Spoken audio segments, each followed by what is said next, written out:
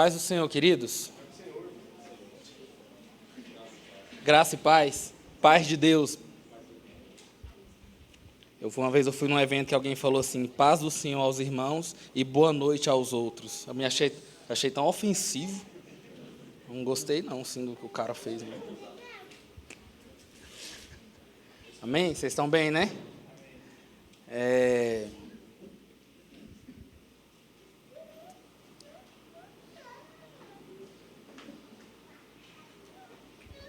Talvez a gente não entre no assunto hoje, porque o Edu bem falou aqui que a proposta a gente vai, praticamente a gente vai introduzir muita coisa a respeito do Evangelho. Então, eu gostaria que o objetivo dessa palavra fosse nos instigar a conhecer mais Deus, sabe, irmãos? Assim, que o entendimento do Evangelho, ele não seja uma informação que vai chegar na nossa mente para gerar uma transformação. Porque a gente, na maioria das vezes, pensa que é isso, né? Tipo assim, nossa, eu entendi isso. E às vezes você acha que entender significa que você vai conseguir aplicar. Não, não é isso. Fala que esse menino do TI aqui, para você ver, que trabalha com rede, essas coisas. Quando ele entende, não significa que vai conseguir aplicar as coisas. E, para começar, assim, a gente vai falar, o meu tema aqui, né, que é o Evangelho da Graça de Deus, a gente vai falar pouca coisa sobre salvação e tentar falar mais sobre o que é a graça de Deus. Amém? Então, eu queria começar falando com vocês aqui que,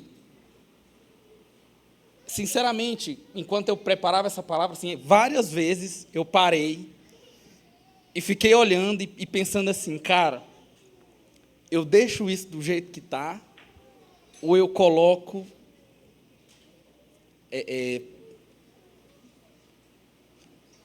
tem muita coisa que a gente vai falar sobre o Evangelho que tem um problema. É que sempre que você olha para o Evangelho e para o entendimento da doutrina, você vai esbarrar com a vida da igreja e com o testemunho dos irmãos. Então eu quero aplicar primeiro um fundamento aqui. A verdade do Evangelho não depende do testemunho dos irmãos da igreja de conseguir vivê-lo. Amém? Amém, gente? A verdade do Evangelho não depende do testemunho dos irmãos para ser verdadeira. Porque, segundo o IBGE, a gente tem 50 milhões de brasileiros evangélicos. Isso é totalmente impossível. Porque a taxa de divórcio cresce na mesma medida que cresce a taxa de cristãos no Brasil. Vocês entendem, então, que existe um evangelho no Brasil que não é o evangelho de Jesus? Eu duvido que 10% seja verdade. Eu duvido que 5 milhões tenham, de fato, nascido de novo. Eu não sei vocês, mas eu, às vezes, me pergunto, falo assim, cara, será que eu nasci de novo? Então, para a gente não esbarrar aqui, eu quero começar falando que a W. Tozer vai dizer que existem só 2 tipos de pessoas no mundo. Só tem 2 tipos de pessoas no mundo. Os nascidos uma vez e os nascidos 2 vezes. Amém? Tem gente que nasceu só uma vez e tem gente que nasceu 2 vezes. Nós, e aqui eu vou falar pela fé, nascemos 2 vezes. Amém? Então, nós estamos nessa segunda classe, ou querendo estar, né? Como diz Paulo, se é que o Evangelho chegou até nós. Então, de todas as urgências no nosso meio, de todas as urgências no meio da igreja, eu vejo que poucas pessoas estão preparadas para responder à razão da esperança que há em nós. Entende? No culto passado, eu falei assim com os irmãos, se a gente fizesse uma roda aqui e falasse assim para cada um, fala, por favor, o que não é o Evangelho. Seria mais fácil. Cada um consegue falar uma frase do que não é o Evangelho. Agora, fala uma frase do que é o Evangelho. Aí a gente esbarra nesse problema, que é saber dizer qual é a razão da esperança que está em nós. Tipo, nesse momento, por que você é crente? Por que você é um cristão? Ou por que você crê em Jesus? E o que você está esperando a respeito disso? Então, O problema não está, geralmente, nas palavras que a gente ouve, mas está no âmbito pessoal mesmo, do nosso ser, entende? Na forma que a gente entende. E aí a gente tem uma doença pós-moderna, que é dos nossos dias, que é, a gente não vê muita diferença no estilo de vida de quem nasceu uma vez para quem nasceu 2 vezes. Esses dias eu estava com um cliente, crente, assim, tão crente, que quando eu chego lá, ele está com um violão cantando música evangélica. É evangélico, né? Porque tem gente que fala assim, não, eu creio em Deus. Não, mas você chegou lá, o cara estava com um violão cantando, vai na igreja e tudo. Não, evangélico. O cara é evangélico. E aí, estava passando na notícia, ele falou assim, vai acontecer alguma coisa no Brasil. Alexandre de Moraes vai ser preso. Eu falei, mano, eu admiro tua fé, viu? Sério. E ele falou assim, não, isso não tem a ver com fé. Fé é outra coisa. Ou seja, na cabeça dele, fé é uma palavra usada só no meio evangélico. Não quer dizer que é acreditar, entende? E ele falou assim, não, a minha ideologia, e ele usou essa frase, a minha ideologia é que você tem que viver uma vida simples e tal, viver tranquilo e tal, só isso. E eu fiquei olhando para ele pensando, cara, esse cara vai para a igreja toda semana, eu chego aqui, ele está cantando músicas cristãs, e ele tem uma ideologia de vida simples, que você não incomoda ninguém e tal, pronto, e aí se acabou. Eu não vi no discurso dele uma esperança, entende? Ele não me falou o que ele está esperando, o que ele está vivendo, o que ele almeja alcançar, não difere do que qualquer pessoa no mundo, talvez mais altruísta, também almeja alcançar. Então, poucas vidas foram verdadeiramente transformadas pelo Evangelho. E a gente tem nos nossos dias de hoje mais adeptos à religião cristã, que pegam um conjunto de uso e costumes do nosso meio, de comportamentos, que são apenas uma sombra assim, bem definida dos atributos de Deus e da nossa estrutura humana. Então, a gente tem muito uso e costume em comportamento e pouca verdade do Evangelho. Quer ver? Vou dar só um exemplo. Na maioria das vezes, a gente pauta quem está no Evangelho ou não pelo comportamento. Por quê? Porque o comportamento vai dizer o que aquela pessoa crê no coração, em alguns casos. Só que existe só um motivo para Deus enviar alguém para o inferno. Um só. Eu vou resumir em um. Quando você ficar assim pensativo, uma coisa que você nunca vai descobrir, quem vai para o inferno ou não. Ok, você nunca vai descobrir quem é e quem não é. Lá no final de sua vida, alguém que você pensou que ia, não vai. E eu sei que passou a vida inteira achando que não ia chegar lá. Agora, qual que é esse crivo? O crivo é que nem todo aquele que dizer Senhor, Senhor, entrará no reino. Entende? Mas a gente fez milagre em teu nome, a gente curou o enfermo, a gente expulsou o demônio. E ele vai dizer o seguinte, apartai-vos de mim, vós, porque eu não conheço vocês. Então, a gente não pode cair no engano, e eu quero falar isso sobre o nosso tema, o Evangelho, de conhecer muito sobre algo e achar que conhecendo muito sobre algo significa que somos conhecidos de Deus. Existem pessoas que Deus conhece e existem pessoas que Deus não conhece. As que não conhece têm um problema. As que Ele não conhece. Então, no último dia, a gente não vai ser julgado pelo que a gente sabe ou pelo que a gente não sabe. A gente vai ser julgado por quem a gente conhece e quem a gente não conhece. Amém? Então, vamos lá.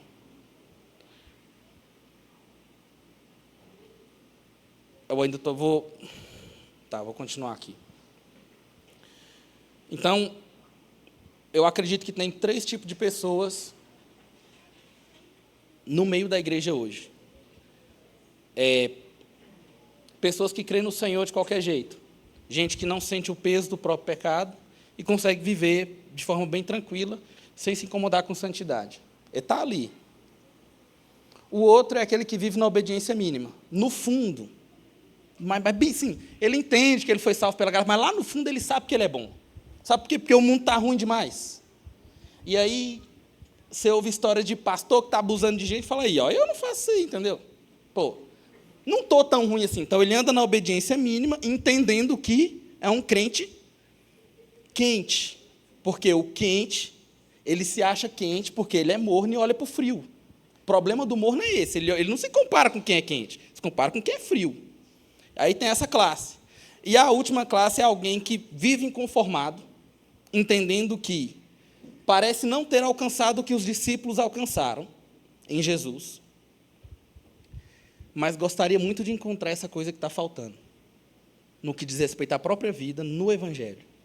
Olha para si mesmo e fala assim, cara, eu creio no Senhor, eu queria orar mais, eu queria ler mais a Bíblia, mas eu não sei o que eu faço para amar Ele mais. Amém? Acho que todo mundo quer ser o terceiro, né? Só que eu acho que todo mundo é meio sapomba, sabe? Não é nem pomba, nem sapo. É sapomba, tá ali no... Ou seja, na verdade, a gente não se acha tão ferrado assim, a gente se acha um pouquinho bom. No fundo, mas lá no fundo, assim, você olha para aquele ímpio desgraçado, você fala, não, mas eu não sou tão ruim assim, não é possível. Mas que falta algo para o sentido da sua vida, na sua fé. Amém? Vocês estão se identificando comigo aqui ou eu estou sozinho nessa? Então, vamos lá. O Evangelho, nesse sentido, ele é uma vida nova, por isso que se nasce de novo. Amém?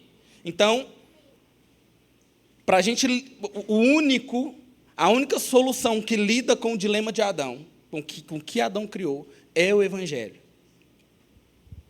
Porque em Efésios 4:13 vai dizer que nós precisamos chegar à estatura perfeita de Cristo e à unidade da fé. Então, a igreja vai começar a amadurecer quando a gente começar a alcançar essas duas coisas.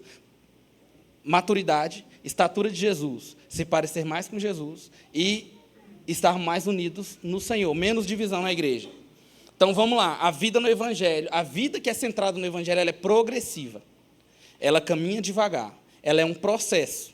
Por quê? Porque lá em João 17, versículo 3, vai dizer que a vida eterna é conhecer o Pai e ao Filho que Ele enviou. Então, vida eterna é conhecer. Conhecer não é um download igual no Matrix, que a gente vê que o cara recebe tudo. Gente, Matrix é de 2001, né? Tem gente que não vai saber o que é. Enfim, gente, é que ele plugava um negocinho no pescoço e recebia tudo. Não é instantâneo, é progressivo. Por isso que Filipenses 2 vai falar para a gente desenvolver a salvação. Porque o entendimento e a vida no Evangelho é progressiva. Progressiva. A melhor definição que eu mais gosto do Evangelho é que o Evangelho é o poder de Deus. É difícil você explicar um poder. É difícil você pegar um poder e colocar numa doutrina. Só sendo o poder de Deus para resolver o nosso problema.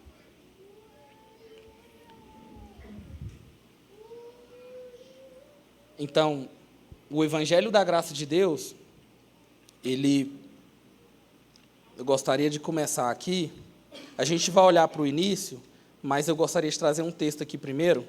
Quem estiver anotando, anota aí. O texto está fora do script. Está em Isaías 61.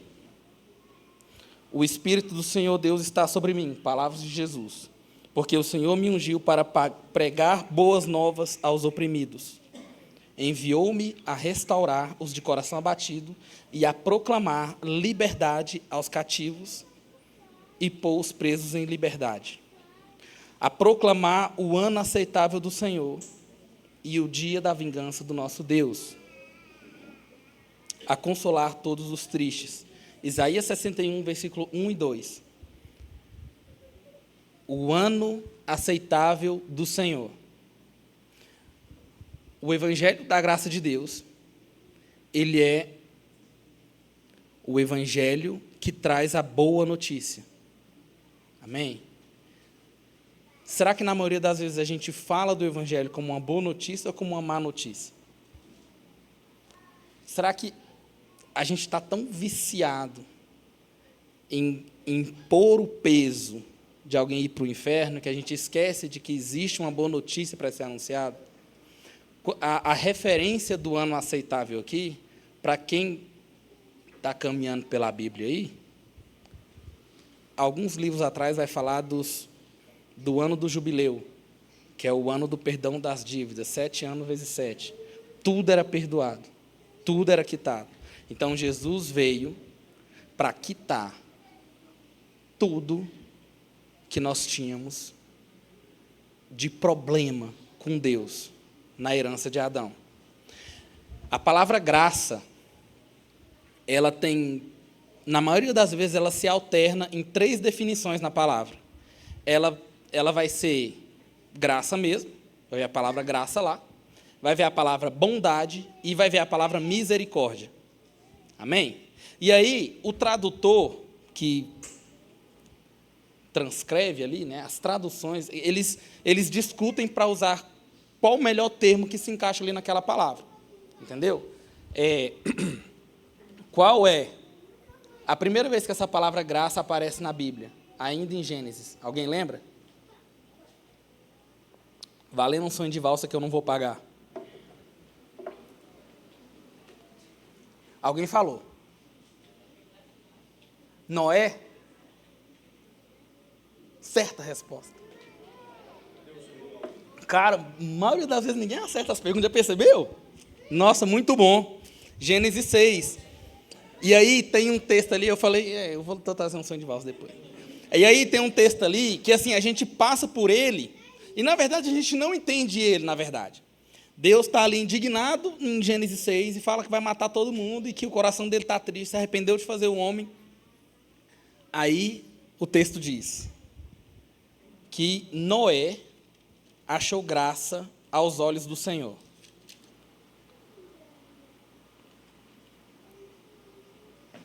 Noé, porém, encontrou graça aos olhos do Senhor. O que isso significa?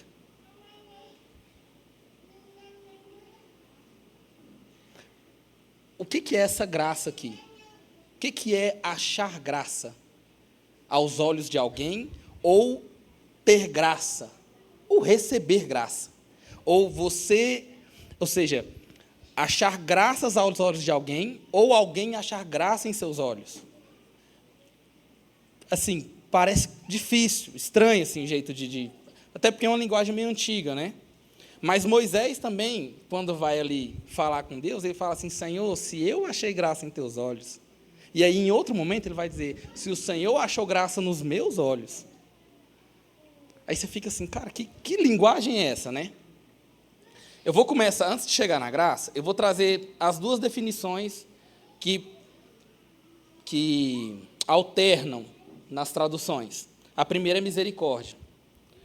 Só para vocês terem uma ideia aqui, um exemplo, existe um Salmo 136, que ele vai dizer que o Senhor é bom e a sua misericórdia dura para sempre. A palavra ali, ela na maioria das vezes na Bíblia é traduzida como bondade. Não estaria errado, e não está errado se você vê uma palavra, uma Bíblia, dizendo o Senhor é bom e a sua bondade dura para sempre. Não está errado. Porque fala mais também da bondade. A bondade de Deus dura para sempre. Essa palavra chama Racham. Aliás, essa palavra chama Chesed. E quando Deus fala em Êxodo 20 que as misericórdias dele vão durar até 1000 gerações daquele que o amam, também significa que não exatamente as misericórdias, mas a bondade. Ou seja, ele vai depositar a bondade dele até 1000 gerações daqueles que ele ama.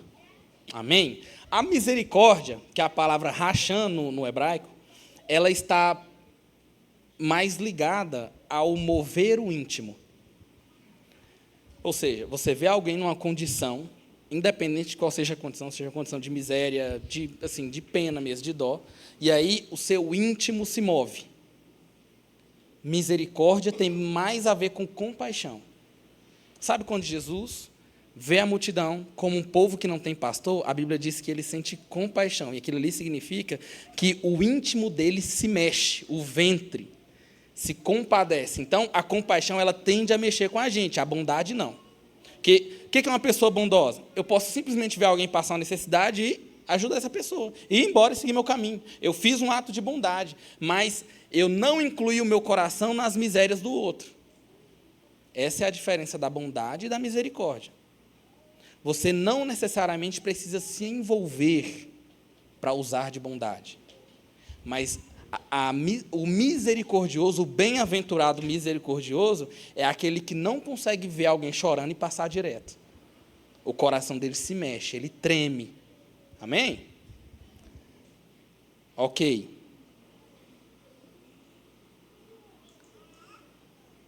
Vamos lá para o significado de graça. Por que a Bíblia usa esses termos? Achar graça aos seus olhos, ache graça aos meus olhos. Vocês vão ficar assim... Eu gostei muito da definição. Essa palavra graça, no hebraico, que é a palavra shem, ela fala muito de se agradar. Ou seja, Noé se agradou em Deus. Deus se agradou em Moisés. Entende? E aqui, quando você pega a definição, a palavra vai ser elegância, favor, aceitação, e a que eu mais gostei, charme. Mulher vai entender isso mais. Porque, ou os homens vão entender isso mais, né? Que quando você olha para uma menina e acha ela charmosa, primeiro, você não falou que ela é bonita. Segundo, você não falou que ela tem alguma coisa, tem algo nela que mexeu só com o seu coração. Então, graça tem a ver com isso, que existe algo. Eu vou falar uma parada aqui, gente, eu espero que eu não me arrependa. Eu vi um podcast do Baso, no Hub, e aí ele fala de um CD do Morningstar, que são 15 horas de adoração. 15 horas. No final, e aí ele conta a história que isso acontece no CD. Eu fui no YouTube, eu busquei e é verdade. Então, o que eu estou falando não é mentira. No final, um ministro, Deus entrega uma música para ele e fala assim, cara, eu não vou mandar tocar essa música aqui, não era uma música de crente, entende? Só que ficou tão latente no coração dele, que ele chamou o ministro e falou assim, cara, desce aí, vou te perguntar um negócio aqui. Ele falou, cara, você conhece essa música aqui dos Beatles? Que, se eu não estou enganado, depois eu lembro o nome da música. Todo mundo ficou curioso agora e eu não vou falar, né? É alguma coisa your hand, enfim. I wanna hold your hand, exatamente. Isso aí. Que significa o que mesmo, Jota? Eu quero segurar suas mãos, é isso. E aí a letra tem uma coisa que define bem o que é isso, charme. E aí ele desce um ministro, né, ele pergunta, o cara falou, não, eu sei tocar, eu conheço a música. Aí ele falou, então vai lá e canta. E ele subiu lá para cantar essa música e o Espírito de Deus entrou no lugar. Porque a música fala assim, eu quero te guiar pelas mãos. E fala assim, você tem algo, você tem uma coisa. E ele não define. Então, a igreja é isso, entende? Noé tinha algo, Moisés tinha algo. Deus tem algo que não dá para definir. O único jeito de definir isso é eu encontrei graça aos olhos do meu Senhor. Eu encontrei graça aos olhos de Deus. Um exemplo é que um rei, vocês vão ver isso na história de Esther, você não se apresentava diante do rei, aliás, você se apresenta, só que se apresentar diante do rei é um ultimato. Se ele não estender o cetro em favor, em graça, porque ele não sabe qual é a tua causa, ele não sabe quem você é, ele decide estender o cetro dele se ele quiser ou se ele não quiser. E aí ele estende como um sinal de graça e fala assim, pode falar o que é, diante do rei. Isso é graça. Se a gente for definir em palavras o que é graça,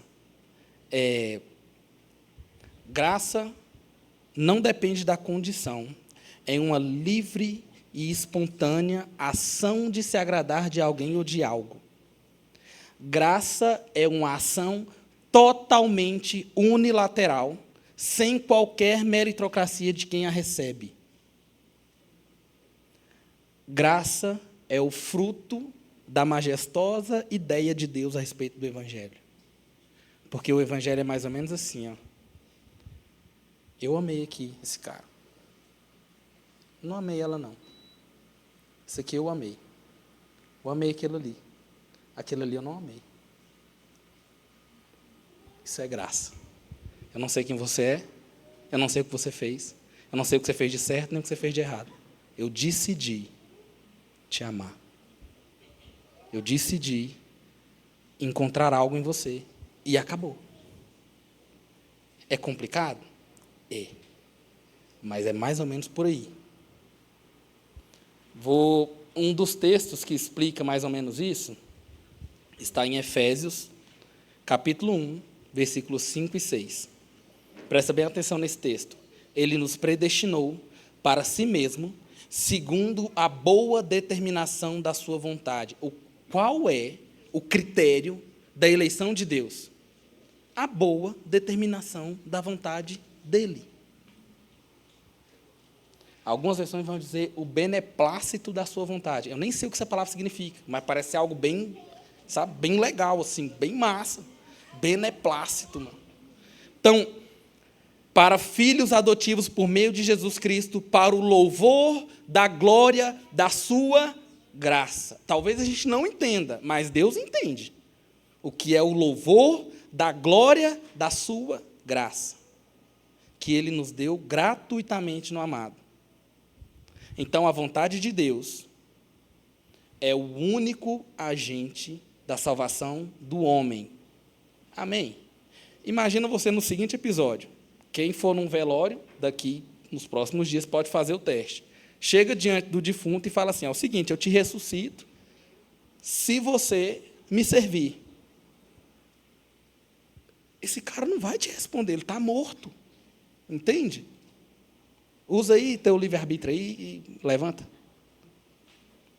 Ou seja, imagina que Deus ressuscita o defunto e fala, ó, te ressuscitei agora, mas agora é nas minhas condições. Não é assim que acontece. Você já deu a vida, irmão, ele já está no lucro. Se ele sair dali e te obedecer, você vai revogar? Imagina você com o dom de ressuscitar mortos. Vai poder fazer esse cara morrer de novo. Não tem a ver com quem fez ou quem não fez. E existe um mistério de que Deus não explica porque Ele fez assim. No entanto, isso não diminui em nada a sua dignidade. Amém? Romanos 9, 14 e 20 vai dizer assim, amei Jacó, mas rejeitei Esaú. Outro texto falando de Esaú vai dizer que, ainda que buscando em lágrimas, não encontrou lugar de misericórdia. Ou seja, Deus escolheu não se compadecer de Esaú. Terei misericórdia de quem eu quiser, me compadecerei de quem eu quiser. Todo mundo que está aqui está dentre os privilegiados, que é a última definição da palavra graça. É uma condição de privilégio. Porque você não fez nada, Ele não sabe quem você é, no entanto, Ele te escolheu. Amém? Não depende da vontade, nem do esforço de alguém, mas de Deus mostrar a sua misericórdia. No Novo Testamento, a palavra graça é a palavra charis, que é derivada da palavra cairo. A palavra cairo significa alegria, prazer, cumprimento prazeroso, quando você vê alguém. Tipo, o anjo desce e fala assim, salve a agraciada. Aquilo ali é um cumprimento e usa essa palavra cairo. Contente, extremamente alegre e o último, sucesso. O charis, que é a palavra mesmo, graça, em todas as suas ocorrências ela significa alegria, deleite, prazer, doçura, e aí de novo, charme, amabilidade, bondade, benefício e privilégio. Ou seja, imagina esse anjo descendo. Por que assim, eu concordo muito com a divinização de Maria? Porque Maria não tem mérito. O anjo, quando vem e fala assim, salve a agraciada, ela olha para ele e fica pensando assim, o que esse cumprimento significa? Por quê? Ela mesma sabia. E aí, quando ela percebe que ela vai ser a mãe de Jesus, ela fala assim, agora eu vou ser lembrada, eu vou ser bem-aventurada, porque eu vou ser lembrada em todas as gerações. Graça, irmão, quantas virgens não tinha em Israel? Isso é graça. Não depende da pessoa. Amém?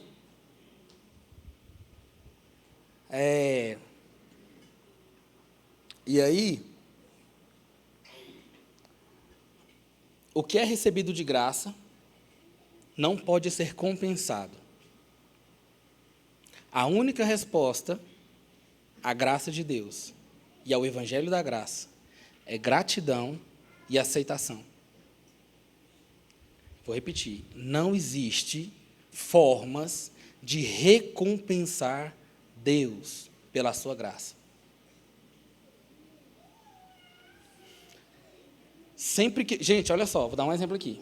Sabe quando você dá um presente? Uma vez eu vi isso também, esse negócio. O cara não chama isso de presente, chama de semear. Achei interessante a nomenclatura evangélica, né? Não, semeei na vida do irmão um celular. Nesse dia eu fiquei assim, o que será que significa essa parada, mano, semear? Aí ele, não, é tipo presentear, né? Só que na minha cabeça, semear é quando você planta e depois o quê? Você colhe, mano, entendeu? Isso não é presente. É um investimento. Independente. Se esse cara pegar esse lá e quebrar ele amanhã, você vai ficar grilado, então? Entendeu? Então, não é semear. O problema é que a graça é um presente. E aí, sempre que você dá um presente para alguém, você está dando com esse sentimento de semear, então você está impondo sobre o outro o quê? Uma dívida. Entende?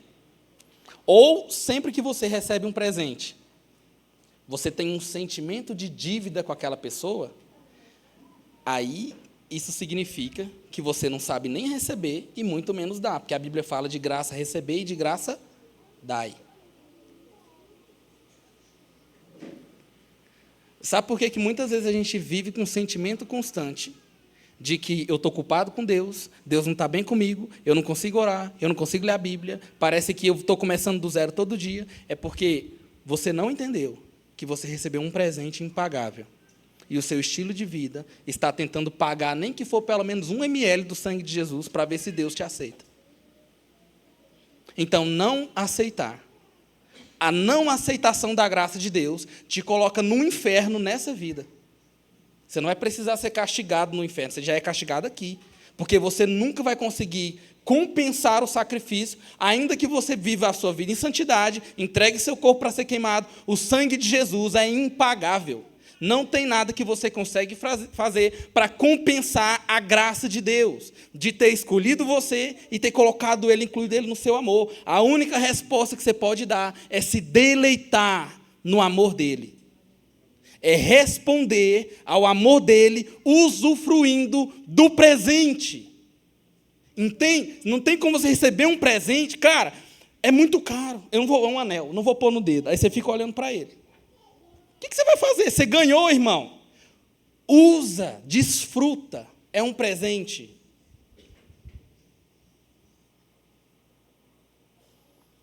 Se quando você olha para esse privilégio, você pensa, será que tem algo que eu posso fazer para recompensar? Será que viver uma vida santa e justa, que agrada a Deus, não vai fazer com que Ele fique mais legal comigo? Existe um irmão que no túmulo dele está escrito assim: na medida do sacrifício de Jesus, você tem vivido um estilo de vida que responde a esse sacrifício?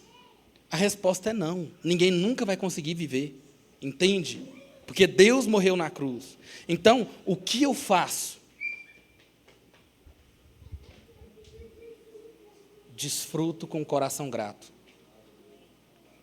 Como? Deleitando-me nele. Agostinho de Hipona tem uma frase que eu gosto muito. Ele fala assim: fizeste-nos para ti, Senhor, e o nosso coração anda inquieto, enquanto não repousar em ti. É só eu que me sinto assim? Parecendo que não tem lugar de repouso. Um falso entendimento do Evangelho.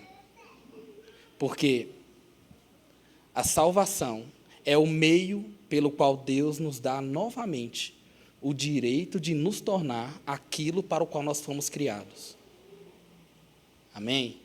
A salvação é o meio pelo qual Deus nos dá o direito de viver de novo, já que a gente já falhou uma vez em Adão, de nos tornar aquilo para o qual nós fomos criados.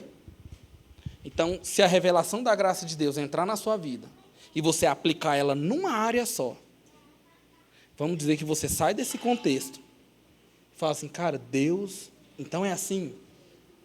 Não tem nada que eu faço, não tem nada que Deus espera de mim, não tem nada que eu faço para agradar a Deus, não tem nada que eu faço para Ele se emburrar comigo. Aplica isso na tua vida. Vou dar um exemplo aqui. Casamento. Imagina que, agora eu não sei se eu faço do homem para a mulher ou da mulher para o homem. Vou fazer da mulher para o homem, eu acho que vai ficar mais escandaloso.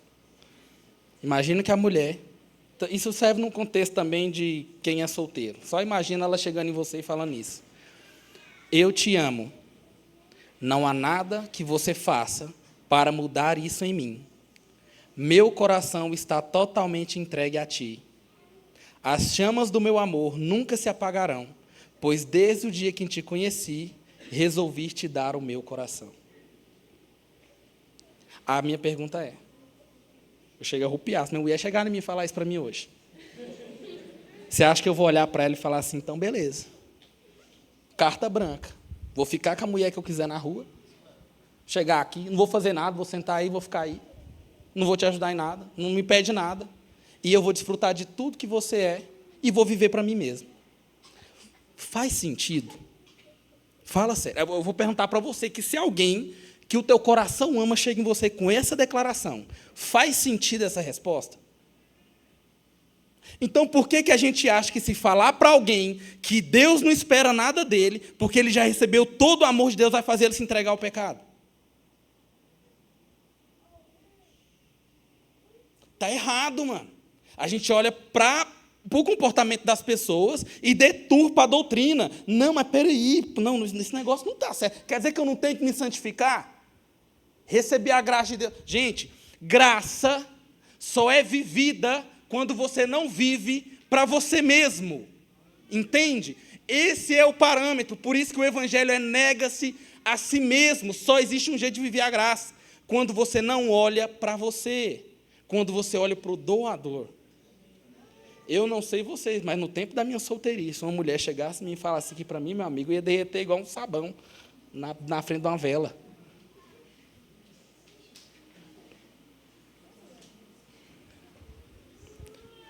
A resposta certa para essa declaração, talvez seria, já que está decidida a me amar,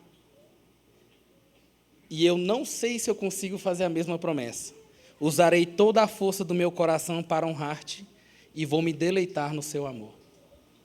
Faz sentido? Isso é graça.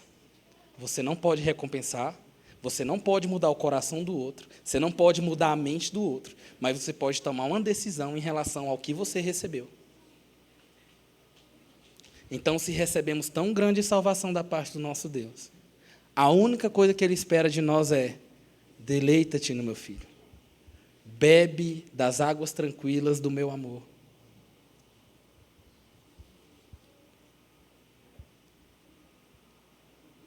O início do Evangelho é entender o que Deus já determinou no coração dele. Que ele escolheu uma herança para sempre. A gente conhece o fim da história.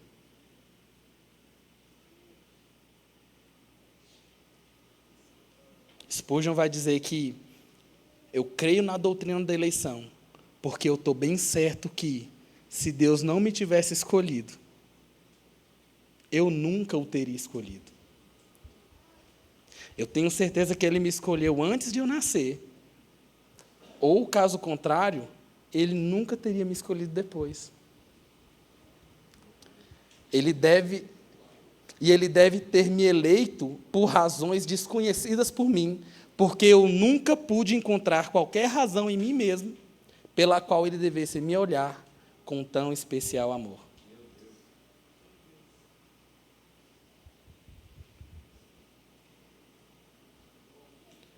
O Evangelho da Graça de Deus, ele é a boa notícia de que Deus não está esperando nada de você para a salvação da sua alma, para agradar quem Ele é, para ser aceito por quem Ele é. E a sua... os seus comportamentos, a sua vida, o seu estilo de vida, em nada muda quem Ele é.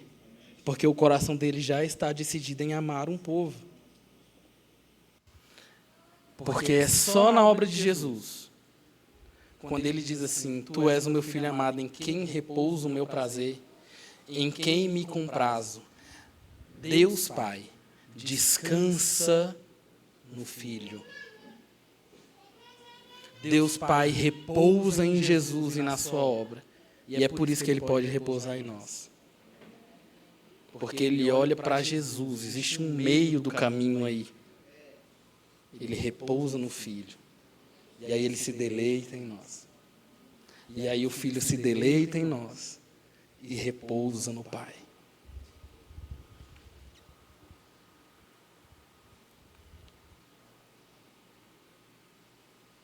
Vou terminar com um texto de Lucas. Lucas 7. 7:47. Que vai dizer o seguinte. Aqui, só contextualizando vocês. Uma prostituta lançada aos pés de Jesus, lavando seus pés com lágrimas e enxugando com os cabelos. E ele diz assim: por isso te digo, os pecados dela, que são muitos, lhe são perdoados, pois ela amou muito. Mas aquele a quem se perdoa pouco, este ama pouco.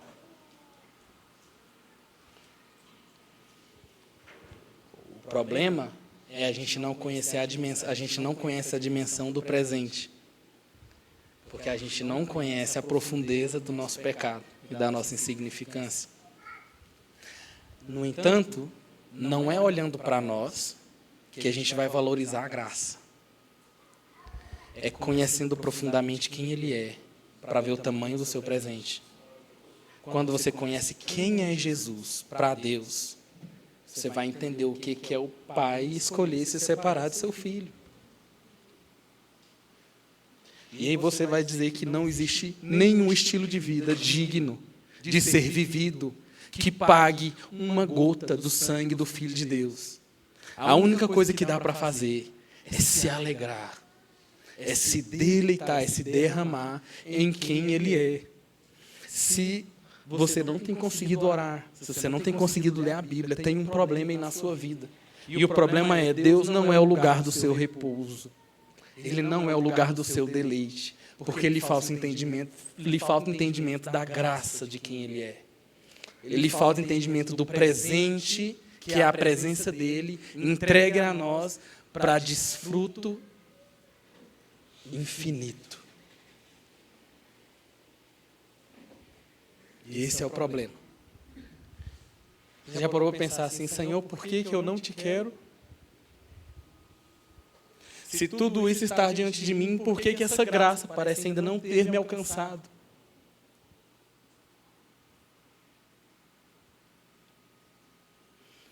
Você consegue imaginar agora, nesse momento, nesse exato momento, Jesus sorrindo para você. Deus Pai sorrindo para você. E aí muitas vezes você vai ter que chegar num lugar de oração e vai ter que ouvir o Senhor dizer para você: não vem para cá para me te recompensar. Eu nunca vou recompensar as suas obras. Vem para cá por causa de mim e de quem eu sou. Vem para cá para me conhecer, para que o seu entendimento seja mais íntimo. Porque a vida com Deus é uma vida de amizade, não é de informação.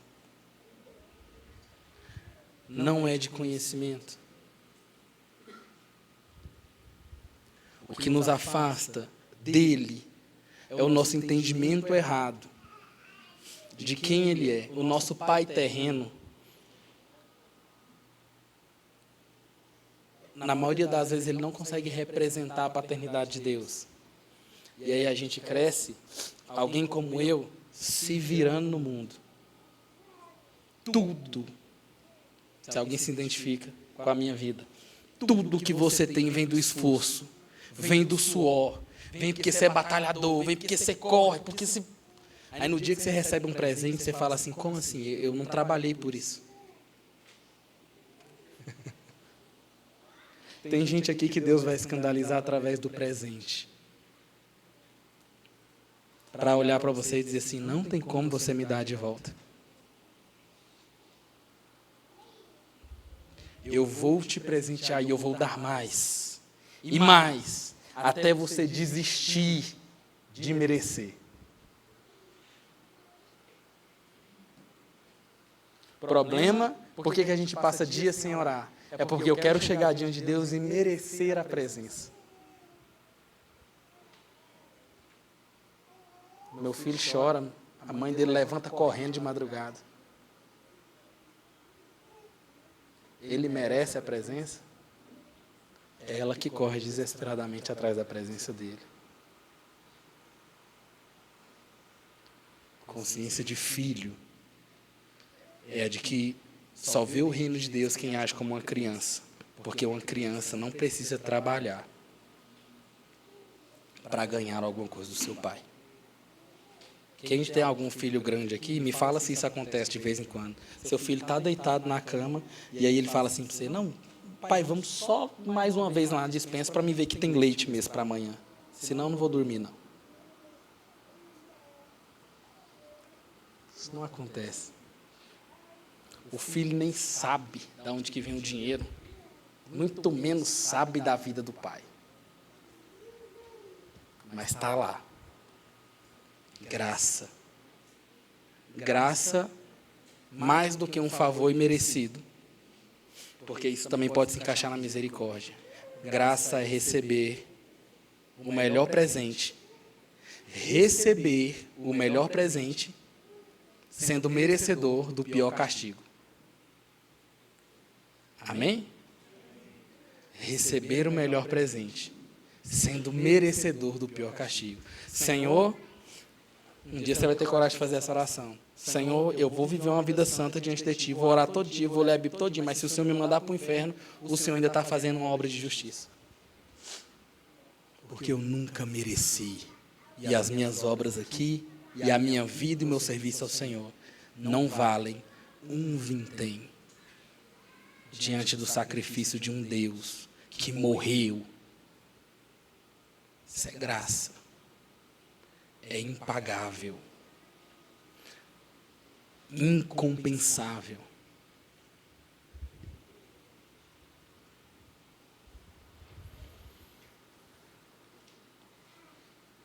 Gostaria que você fizesse uma oração comigo.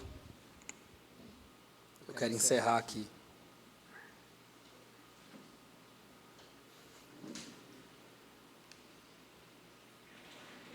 Amém? Baixa a tua cabeça, fecha os seus olhos.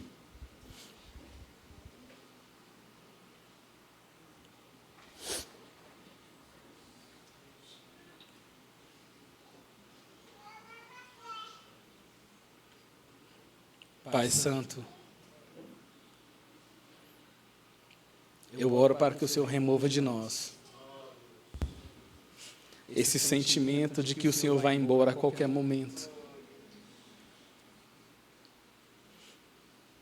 Faze-nos entender, Senhor, que o Senhor achou graça nos nossos olhos e que não existe explicação humana, Senhor, pelos seus motivos. Para escolher, Senhor, tantos pecadores, Senhor. Pessoas que não trabalharam e não fizeram por merecer.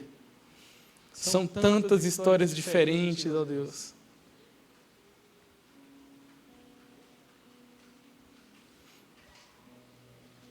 Concede-nos o deleite. Concede-nos a alegria, Senhor, de poder navegar nas águas da sua graça. Espírito Santo de Deus, eu oro para que o Senhor convença o nosso coração desse presente. Eu oro, Senhor, para que o Senhor nos inclua agora, Senhor, nesse entendimento, mas que desça para o coração, Senhor. E que de hoje em diante nós nunca vamos chegar diante do nosso Pai achando que Ele tem algum problema conosco. E de hoje em diante, ó Deus, nenhuma tribulação da nossa vida vai ser, ó Deus, porque o Senhor não se agrada de nós. Porque ao Filho está reservada apenas a disciplina, mas nunca o abandono, Senhor.